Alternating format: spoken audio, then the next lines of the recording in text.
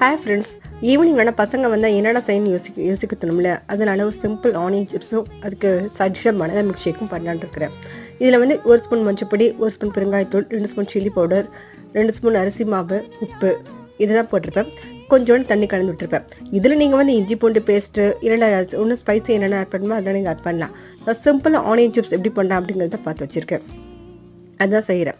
இதிலெல்லாம் மிக்ஸ் பண்ணி இதை ஒரு 1/2 hour ஊற வைக்க போகிறேன். இதுக்கடையில் பனானா மில்க் ஷேக் எப்படி பண்ணலான்னு பார்க்கலாம். 4 பனானா எடுத்திருக்கேன், 1 டம்ளர் பால், அதுலேயே தண்ணி கலந்த பால், கொஞ்சோண்டு வெல்லம் போட்டிருக்கேன். ஏன்னா பனானா ஆல்ரெடி ஸ்வீட் இருக்கும் அதனால. இதனால் அரைச்சி வச்சதுக்கப்புறம் இது 1 டம்ளர் கப்பில் சர்வ் பண்ணணும். அவ்வளோதான், பனானா மில்க் ஷேக் ரெடி. இதுக்கடையில் ஊற வச்ச இந்த ஆனியன் சிப்ஸை வந்து எப்படி பொரிக்கலான்னு பார்த்துக்கலாம். ஸோ நான் 1/2 hour ஊற வச்சுருக்கேன். இதனால் பொரித்து எடுத்துட்டேன்.